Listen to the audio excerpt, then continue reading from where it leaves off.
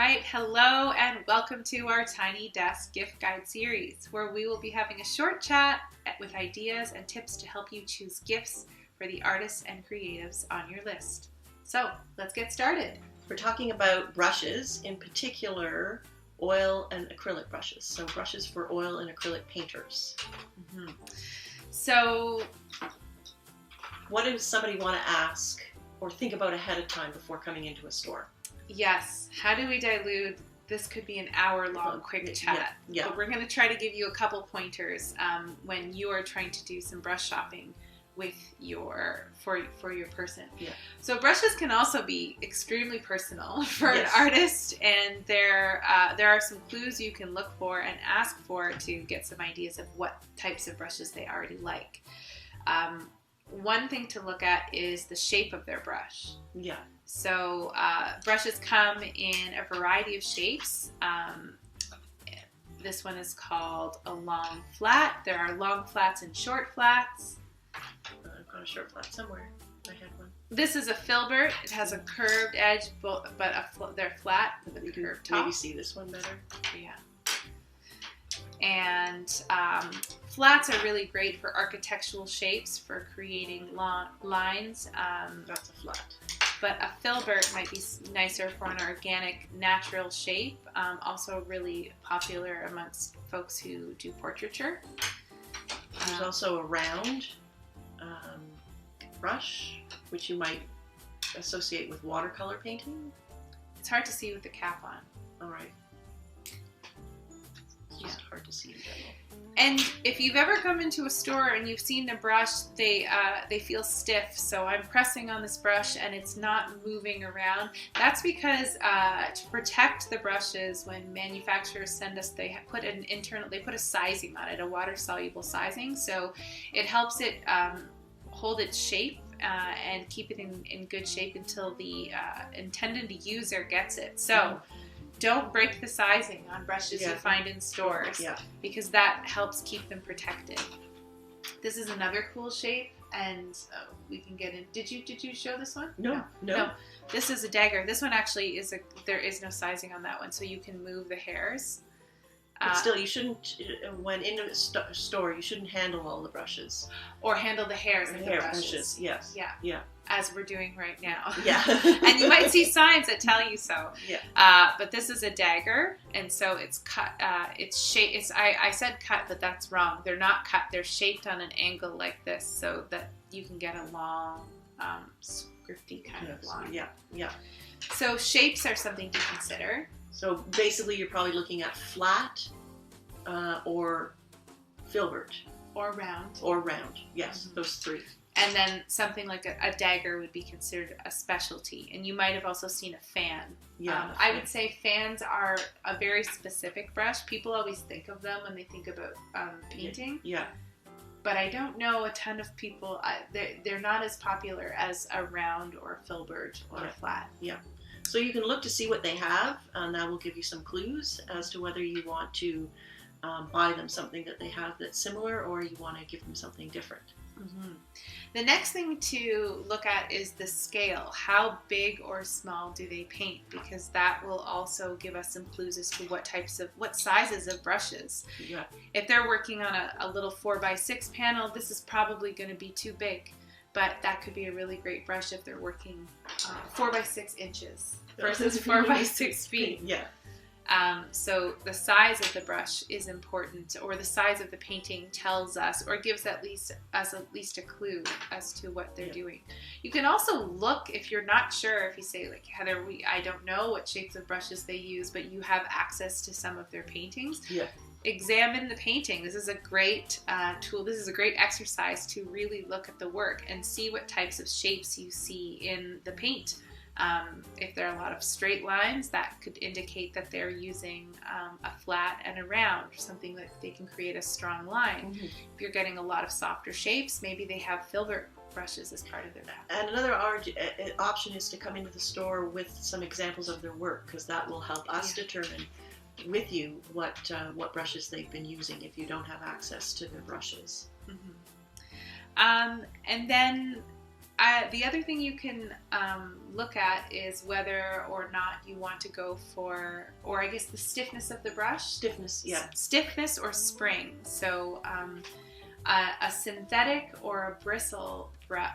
Well, I guess synthetic comes in soft too. Yeah. There are synthetic and natural hairs, and synthetics traditionally were not as good a quality, and that's right. And now they're very good. Yeah. So you have a lot of options with the synthetic.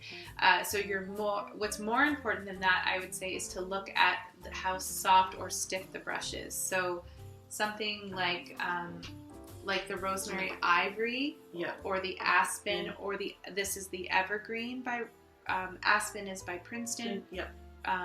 Ivory and Evergreen is by Rosemary. It has to do with the spring of a brush, so how it kind of snaps back and feels against the surface.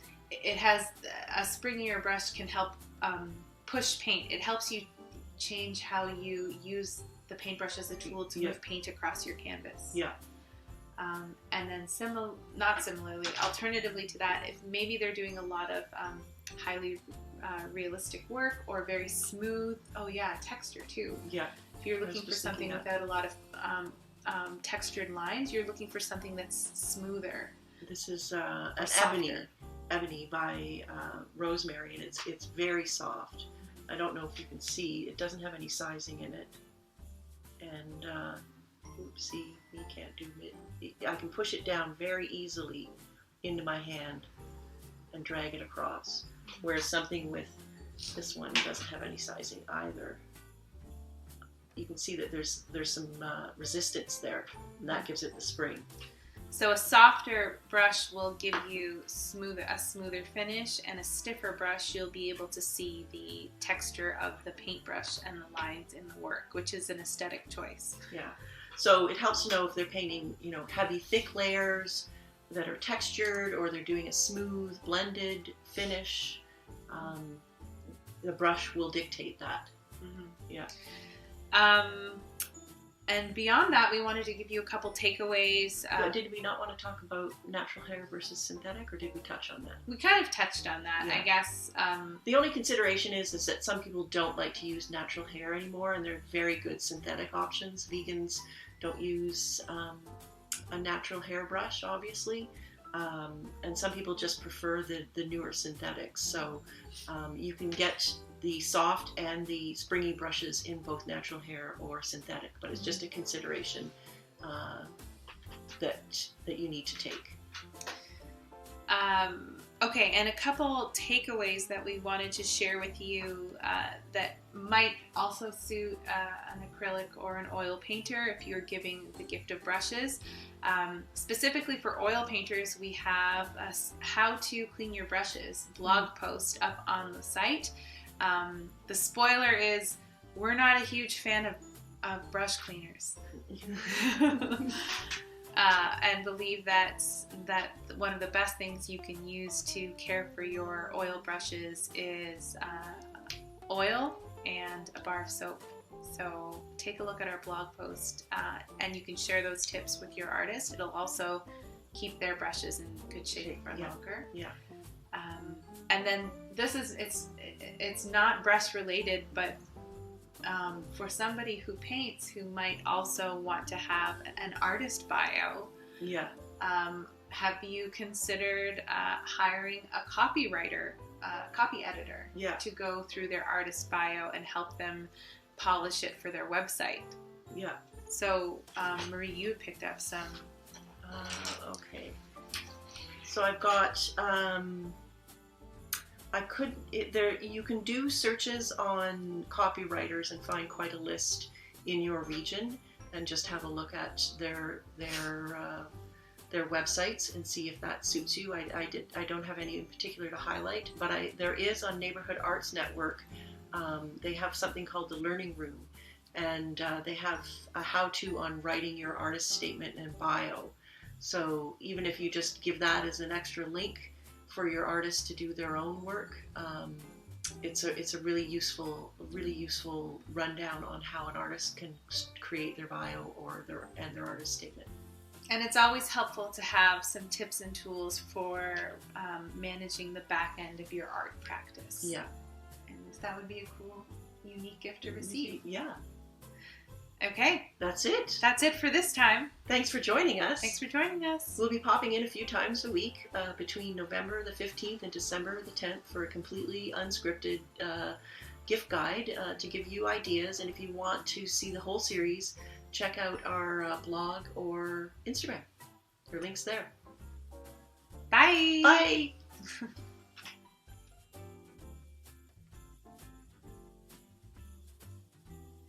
Hi again. We're back. Hi. We forgot a very important tool. These are Mottlers, and they're great tools for an acrylic painter, and they're a brush that we didn't feature. They're a really big brush. Usually the Mottler series, I think, starts at like an inch. This is the 3/8? No, 3/8. 3/8 of an inch. And it goes upwards to about 4 inches. Yeah. They go bigger than that. That's what we carry in store. But they're really great for laying down a large amount of material. But these ones specifically are by DaVinci with the black handle. This is called their Impasto Mottler. And they're really stiff synthetic bristle. And sometimes they're even referred to as a palette knife brush. So they really push material and are a cool tool. And with the handle, with a smaller, lighter handle, it just gives you a little bit of a different range with your brushes. So you get good lift on this if you want texture. Yeah. That's the DaVinci brush. There's we also have in the Aspen by Princeton. We have Mottlers as well, and this one's an interesting angle, which I don't think we featured the shape of the angle in the thing we just did. Well, we did a dagger, which is angle adjacent, but this is a little bit different. Yeah. Mm-hmm. So this is a great one for spreading paint and moving paint around as well. So something to think about, because these can be quite pricey. So a really good gift. No artist ever complains when they get a really good brush. Okay, now we're done. Okay. Bye. Bye.